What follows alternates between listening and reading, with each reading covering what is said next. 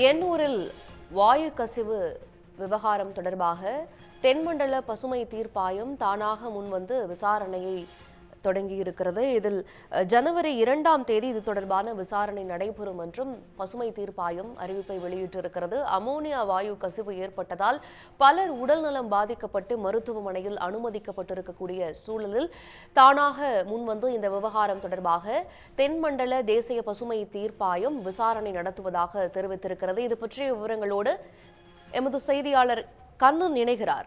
கண்ணன், ஏற்கனவே மாசு கட்டுப்பாட்டு வாரியமும் இந்த விவகாரம் தொடர்பாக ஒரு அறிக்கையை தாக்கல் செய்திருக்கிறது.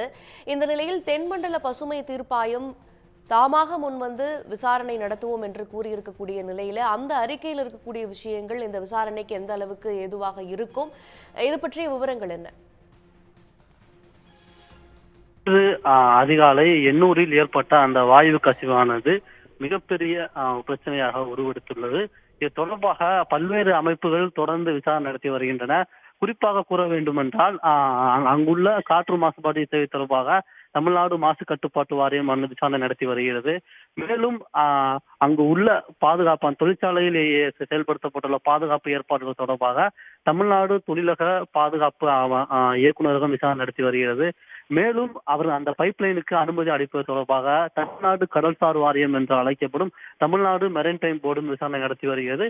இந்த அமைப்புகள் விசாரணை நடத்தி முதல் கட்ட அறிக்கையை தப்பாளர் தயாரித்துள்ள நிலையில் இறுதிக்கட்ட அறிக்கையை விரைவில் தமிழ்நாடு அரசுக்கு சமர்ப்பிக்க உள்ளது.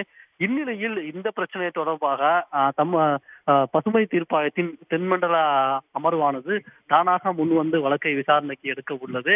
குறிப்பாக தற்போது பசுமை தீர்ப்பாயத்திற்கு விடுமுறை விடப்பட்டுள்ளதால் ஜனவரி 2ஆம் தேதி இந்த வழக்கானது பட்டியலிடப்படும் என்று எதிர்பார்க்கப்படுகிறது.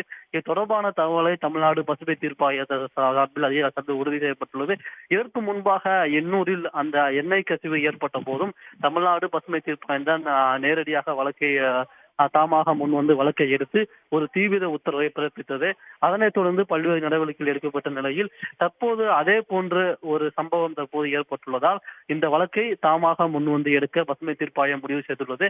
இதன்படி விடுமுறை முடிந்து முதல் நாளே, அதாவது இந்த புத்தாண்டு மற்றும் கிறிஸ்துமஸ் விடுமுறை முடிந்து முதல் நாளே, அதாவது ஜனவரி 2ஆம் தேதி பசுமை தீர்ப்பாயமானது செயல்பட உள்ளது.